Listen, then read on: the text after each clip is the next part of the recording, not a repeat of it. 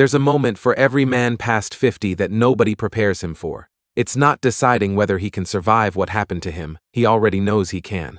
It's deciding whether he's willing to build something on top of it, instead of just living next to the wreckage for the next 30 years. If you've watched this channel before, you know what we usually do here. Take something apart. The marriage that didn't work. The way a decent man gets quietly ground down by expectations he never actually agreed to. That work matters. You can't fix what you refuse to look at honestly. But understanding a wound and healing a wound are two completely different projects, and a lot of men get stuck doing the first one forever. They end up angry and informed instead of angry and confused, and mistake that for progress. It isn't. It's just better researched misery. So this one's different. No diagnosis today. Just construction. What does a man over 50 actually build once his life becomes entirely his own responsibility? What does he do with a failed marriage? Years spent providing for people who stopped noticing, and the version of himself that got lost somewhere in the middle of all of it. I call this the rebuild framework. And it isn't a mood or a mindset. It's 5 specific commitments. I've watched men use exactly these 5 things to go from genuinely broken after a divorce or a collapse to genuinely steady within 2 or 3 years, not because life got easier, but because they stopped waiting on that and built something that didn't need it to. 5 commitments. Let's go through all of them, and by the end you'll know exactly which ones you're already living and which one you've been quietly dodging. Commitment 1. Your calendar answers to you now. Ask yourself something most men never actually ask themselves. If nobody was watching and nobody's opinion counted, how would you really spend a Tuesday? Most men can't answer that cleanly, because their schedule was never designed, it was inherited. Parents set the first version, school extended it, a job took it over, a marriage filled in whatever was left. Somewhere in that chain, a man stops authoring his own week and starts renting it out, paying in hours instead of dollars. Here's the uncomfortable test. Track where last week actually went, not where you assume it went. Most men find a canyon between the life they're living and the one they'd actually choose. 40+ hours funding a job they tolerate, weekends spent on obligations they resent, hobbies that are really just performances for people whose opinion shouldn't matter that much. Taking your time back will look selfish to whoever's been benefiting from you not taking it back. That reaction isn't an accusation. It's information. The moment you stop being available on demand, you find out fast who actually valued you and who was just cashing in on you always answering. I know a man, divorced at 51, who spent almost 2 decades as his family's emergency line for everything. Every crisis, every favor, every airport run. He simply stopped, blocked his mornings, phone off after 8, started using a sentence he'd never once said in 20 years, "That doesn't work for me." Half his contact list went quiet inside a month. He said it was the clearest information he'd gotten about his own life in decades. Time is the one resource with no refill button. Money comes back. Even some relationships come back. A Tuesday you handed to something meaningless is gone permanently. Commitment 1 is simple to say and brutal to actually do.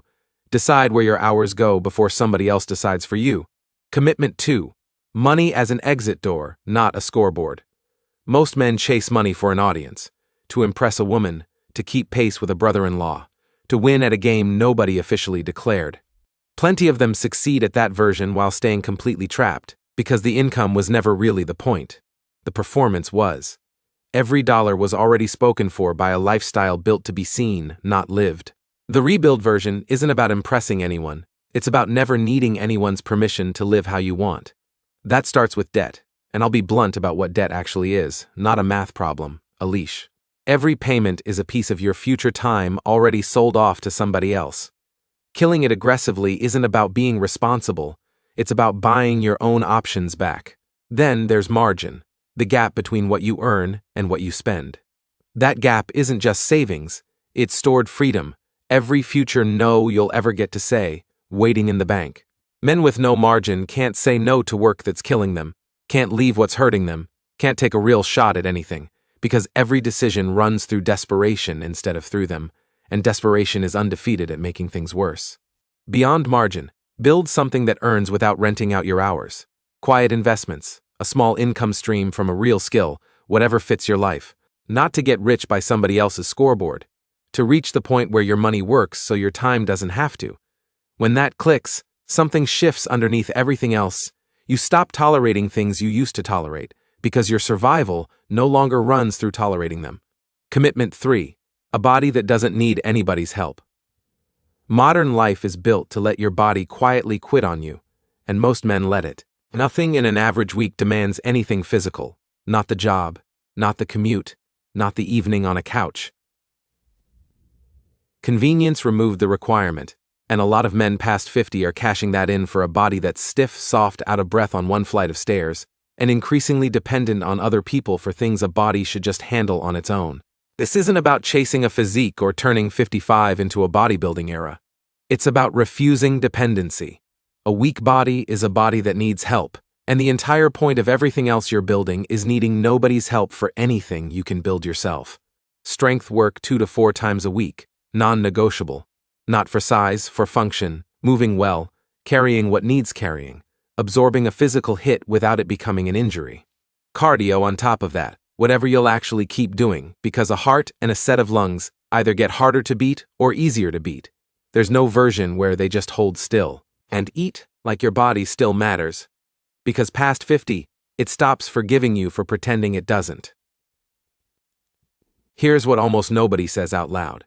The discipline it takes to train on a day you don't feel like it is the exact same discipline that shows up later when work gets hard or life throws something at you that has nothing to do with a gym.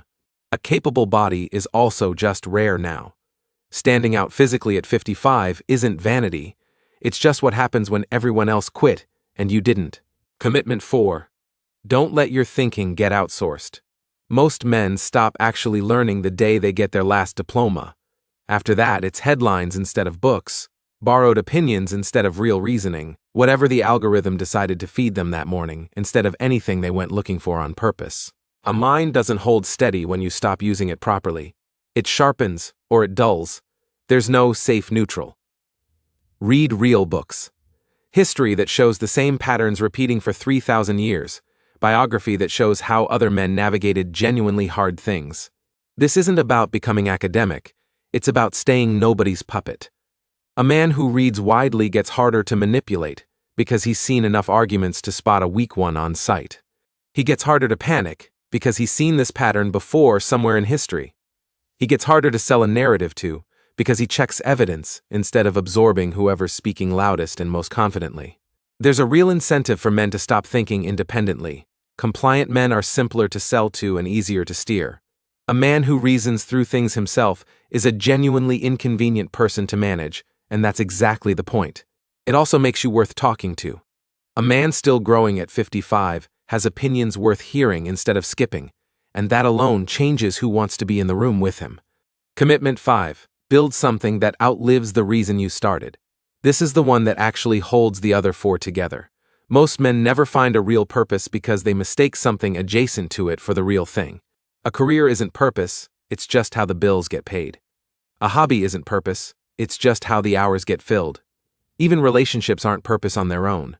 They're one part of a life, not the reason for having one. Purpose is a different question. What would you actually build if nobody was paying you and nobody was watching? What would you want said about your life by people with nothing to gain from lying about it? For some men, that's a business solving a real problem for real people. For others, it's a craft that outlasts them. For others, it's showing up for younger men about to walk through the exact fire they already survived. The form matters less than the direction, something built for someone besides yourself, big enough to justify the time you were given.